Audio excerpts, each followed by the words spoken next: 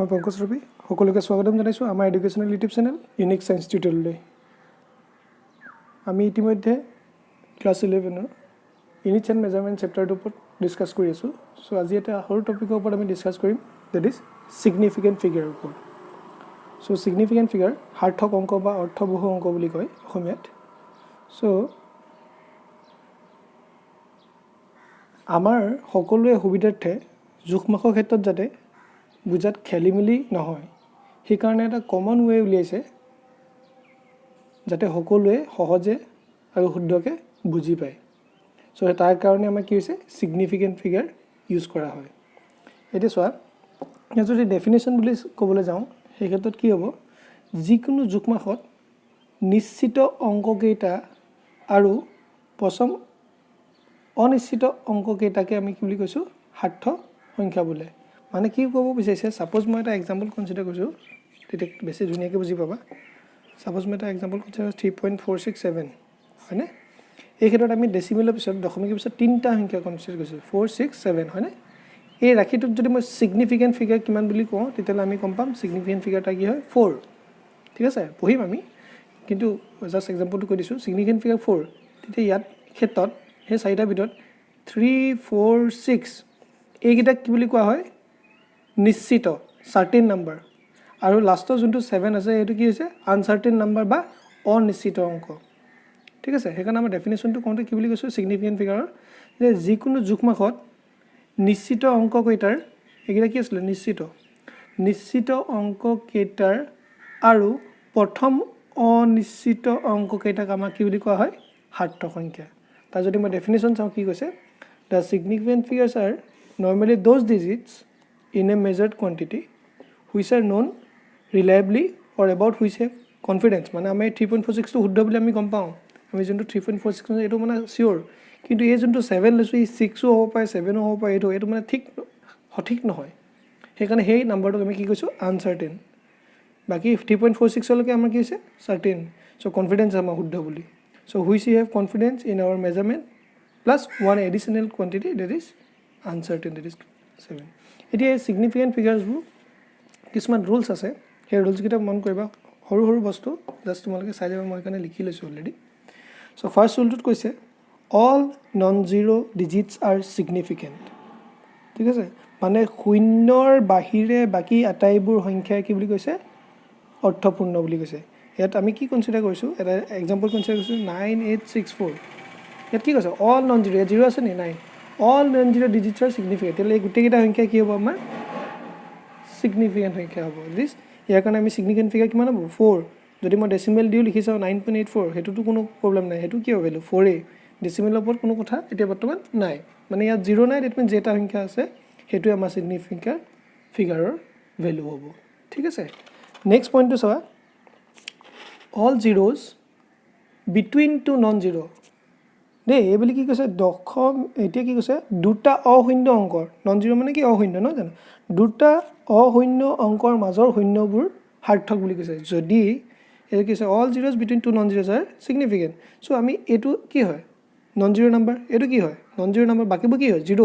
কিন্তু দুটা নন জিৰ'ৰ মাজৰ সংখ্যাখিনি কি বুলি কৈছে, ছিগনিফিকেণ্ট ফিগাৰ বুলি কৈছে। ডেট মিনছ ইয়াত কি হৈছে, 100.05, মানে কি, এইকেইটা 0 কেইটা কি হৈছে, দুটা নন জিৰ'ৰ মাজত আছে, গতিকে সেইকেইটাক আমি কি কৈছোঁ, ছিগনিফিকেণ্ট ফিগাৰ বুলি কনচিডাৰ কৰিছোঁ। গতিকে কি হ'ব, 1, 2, 3, 4, 5, গতিকে এটা ছিগনিফিকেণ্ট ফিগাৰ কি হ'ব, 5। এই ক্ষেত্ৰত যদি আমি কনচিডাৰ কৰোঁ, এই দুটাৰ মাজত কি আছে, 0 আছে, আকৌ এই দুটাৰ মাজত কি আছে, 0 আছে, গতিকে টোটেল কি হ'ব, 1, 2, 3, 4, 5, 6। নেক্সট ইজ হোৱাট, এইটোত চোৱা 305.102, ইয়াতো কি ছেইম 6, এইটোত তেনেকৈ কি হ'ব, 3.05102 আছে, থাকক, কি হ'ল, একো প্ৰব্লেম নাই। চ' ডেট ইজ কি 6। চ' এইটো কি হৈছে, ছিগনিফিকেণ্ট ফিগাৰ টোটেল কিমান হ'ব, 6। ঠিক আছে, এতিয়া নেক্সটটো চোৱা, নেক্সট পইণ্ট ইজ হোৱাট, তোমাৰ all zeros to the right of a decimal point. দশমিকৰ সোঁফালে, হা, all zeros to the right of a decimal point but to the left of the first non zero' digits are not significant. এতিয়া কি কৈছে চোৱা, যে দশমিক বিন্দুৰ সোঁফালৰ, দশমিকৰ সোঁফালৰ আৰু নন জিৰ' ডেট ইজ অশূন্যৰ বাওঁফালৰ, হয়নে, অংকৰ মাজৰ সংখ্যাকেইটা কি হৈছে সাৰ্থক নহয় বুলি কৈছে এতিয়া দশমিকৰ সোঁফালে কিন্তু ইয়াৰ বাওঁফালে গতিকে ইয়াত কেইটা আছিলে 0.023 সেই ক্ষেত্ৰত এটা দশমিকৰ সোঁফালে 0 দিছে দিছন আৰু তাৰ নন জিৰ' বাওঁফালে মানে কি এইটো 0 এই 0টো আমাৰ সাৰ্থক সংখ্যা নহয় বুলি কৈছে যোনটো মই ঢাকি দিছোঁ চ' ডেট মিনছ কি হ'ব 203 নিচিনা হ'ব চ' তাত কি হ'ব 3 আকৌ চোৱা ডেচিমেলৰ দুটা কি কৈছে zeros to the right of a decimal point দশমিকৰ সোঁফালে but left of the first non zero' মানে কোনটো 8 ইয়াৰ লেফ্টত কি এই তিনিটা আছে এই তিনিটা কি হ'ব সাৰ্থক সংখ্যা নহয় গতিকে ছিগনিফিকেণ্ট ফিগাৰ কিমান হ'ব 2 লাইক ডেট আমি কিমান পাইছোঁ এইটোৰ ক্ষেত্ৰত 3 ঠিক আছে নেক্সট পইণ্ট চোৱা all zeros to the right of a decimal point দশমিকৰ সোঁ চাইডে and to the right of the last non-zero digits are significant এইবুলি দশমিকৰ শূন্য কিন্তু নন জিৰ' লেফ্ট হ'লে কি হ'ল কনচিডাৰ নকৰিবলৈ কৈছিলে যদি এনেকৈ থাকিলে আমাৰ কি হ'ল চিম্পলি 1 হ'লহেঁতেন এতিয়া কিন্তু এই নন জিৰ' ৰাইট চাইডে যে থাকে তাক কিন্তু ছিগনিফিকেণ্ট ফিগাৰ হিচাপে আমি নাম্বাৰ ধৰিম গতিকে 20 নিচিনা হৈছে সেইটো দিছ কি হয় 2 ইয়াত এই 0টো দশমিকৰ পিছৰ 0টো কনচিডাৰ নহয় কিন্তু পিছৰকেইটা কি হ'ব কনচিডাৰ হ'ব দেট ইজ কি হ'ব 6020 দেট ইজ কেইটা 4টা ইয়াত কি আছে 30.00 দেট ইজ কি হ'ব 0.00 থাকিলেও দশমিকৰ পিছত ইয়াত কি আছে 4 ইয়াত কি আছে 161 4 আৰু তেনেদৰে আমি লাষ্টটো আমি কনচিডাৰ কৰিছোঁ that is 5 number point all zeros to the right of the last non-zero digit ঠিক আছে in a number having no decimal point ইয়াত দশমিক নাই নহয়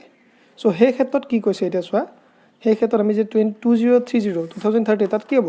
2030 ইয়াত কি হ'ব এই 0টো কনচিডাৰ নহয় দেট মিনছ কি হ'ব দশমিক নাই দেই দশমিক থকাটো বেলেগ কথা দশমিক থাকিলে হ'লহেঁতেন ইয়াত যদি পিছত ডেচিমেল এটা দি দিওঁ 0 পিছত দেট ইজ 4 হৈ যাব ইয়াত যদি ডেচিমেল এটা দি দিওঁ কি হৈ যাব 6 হৈ যাব কিন্তু যেতিয়া নাই তেতিয়া কি কৈছে zeros of the right of the last non-zero digit non-zero কি 3 পিছৰ কিটা মানে in a number having no decimal point are not significant মানে এই 0টো নহ'ব এই তিনিটা 0 নহ'ব এই 0টো নহ'ব ঠিক আছে চ' আমাৰ কি আছে ইয়াৰ ক্ষেত্ৰত 3 ইয়াৰ ক্ষেত্ৰত 3 ইয়াৰ ক্ষেত্ৰত 3 কিন্তু ছাপ'জ যদি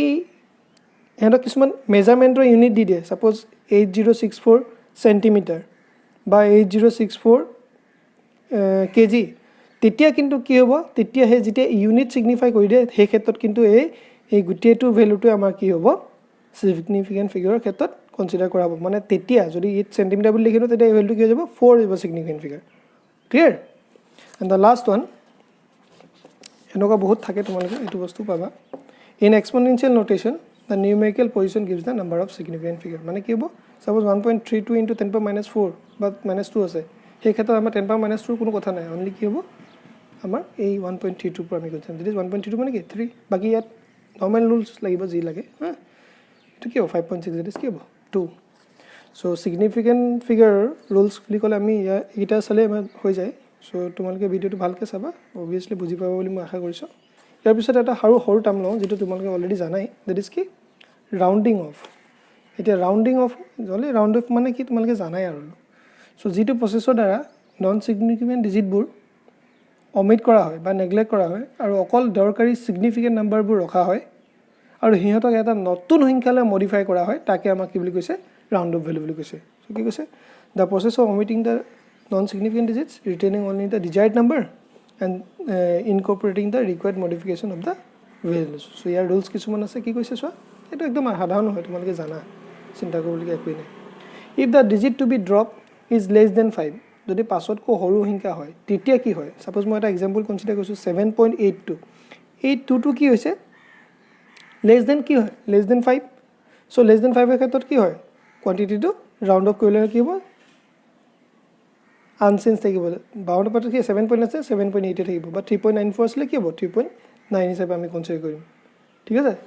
এইটোক কয় ৰাউণ্ড অফ কৰা বুলি if the digit to be drop is more than 5 যদি সেই মোৰ দেন 5 হ'লহেঁতেন তেতিয়া কি হয় ছাপ'জ এইটো গৈছে 6.87 মোৰ দেন 5 হয়নে 7টো চ' তেতিয়া কি হ'ব মোৰ then 1.5 then preceding digit is raised by 1 তেতিয়া সেই 7ৰ লগত 1 এটা কি হ'ব এড হ'ব দেট ইজ কি হ'ব 6.8 এইটো 5তকৈ কেইটা আছে তো 1তকৈ এটা মানে কি হ'ব এই যোনটো আগৰ সংখ্যা 8 আছিলে সেইটো কি হ'ব এটা 1 এড হ'লে কি হ'ব 6.9 12.78 8 ইজ হোৱাট মোৰ দেন 5 দেট ইজ 7 লগত 1 এড হ'লে কিমান হ'ব 8 12.8 ক্লিয়াৰ একেদৰে চোৱা if the digit to be dropped is 5 followed by the digit other than zero' then the preceding digit is raised by 1 মানে কি কৈছে যদি এটা সংখ্যা আমি কনচিডাৰ কৰিছোঁ 16.351 তাক আমি কি কনচিডাৰ কৰিছোঁ আদাৰ দেন জিৰ' 1 ইজ হোৱাট আদাৰ দেন জিৰ' নহয় জানো চ' সেই ক্ষেত্ৰত আমি ৰাউণ্ড অফ কৰিব গ'লে এই 5 হোৱাৰ লগে লগে আগত কি হৈ যাব আকৌ 1 এটা এড হ'ব দিছ কি হ'ব 16.4 similarly 6.578 this is 8 is what non zero' না তো ইয়াত কি হ'ব 7 আছে 7 ইজ 5 তকৈ ডাঙৰ হ'ব গতিকে কি হ'ব 1 এটা এড হ'ব 6 কি হ'ব 8 হ'ব clear Similarly, if the digit to be dropped is 5 or 5 followed by zeros, যদি এটা 5 to পিছত 0 থাকে then কি হৈছে preceding digit is left unchanged if it is even এতিয়া আমরা কি কনসিডার কৰিছো চোৱা 3.250 আছে সেই ক্ষেত্ৰত আমি কি কনসিডাৰ কৰিছো এই দুইটা একেলগে চাব লাগে এই ক্ষেত্ৰত কি আছিল ই অড হা বাৰু এটাকে চাওঁ 3.25 ইজ কি ৰাউন্ড অফ কি হৈ যাব 5 আছে তো আৰু প্ৰসিডিংলি পিছৰ সংখ্যাটো কি আছে 0 So, আমি round off কৰিলে কি হ'ব simply 3.2 বা এনেকৈ যদি চাওঁ 12.65 তাক round off কৰিলে কি হ'ব 12.6 next is what if the digit to be dropped is 5 or 5 followed by zeros then preceding digit is raised by 1 এটা 5 আছিলে নাই 5 হলে কি হয় 1 এটা এড হৈ যাব 3.8 হৈ যাব এটো কি হ'ব 5 হৈছে 0 টোৰ কথাই নাই কি হ'ব 16.2 হৈ যাব ক্লিয়াৰ সো এটো আমাৰ এটা সৰু অভ্যাস আমাৰ ৰাউন্ড অফ ভ্যালুজ ওপৰত So, ইয়াত আমি আজি ভিডিওটোত সিগনিফিকেন্ট ফিগাৰ আৰু ৰাউন্ড অফ ভ্যালু বিষয়ত এটা সৰুকে ডিসকাশন কৰিলো সো তোমালোকে কাইন্ডলি আমাৰ ভিডিওবোৰ চাই থাকিবা আমি যিমান পাৰো তোমালোকক সহায় কৰিবলৈ চেষ্টা কৰিম আৰু তোমালোকে আমাৰ চেনেলটো সাবস্ক্ৰাইব কৰি ল'বা শেয়াৰ কৰিবা নিজৰ ফ্ৰেণ্ড সাৰ্কেলৰ মাজত যাতে আমাৰ ভিডিওছবোৰ তেওঁলোকে পাই থাকে সো অনাগত দিনত আমি চেষ্টা কৰিম যাতে তোমালোকক যিমান পাৰো সুবিধা কৰিবলৈ সো আজিলৈকে ভিডিওটো ইয়াতে কৈ এই নেক্সট চেন্স লৈ তোমালোকক ধন্যবাদ জনালো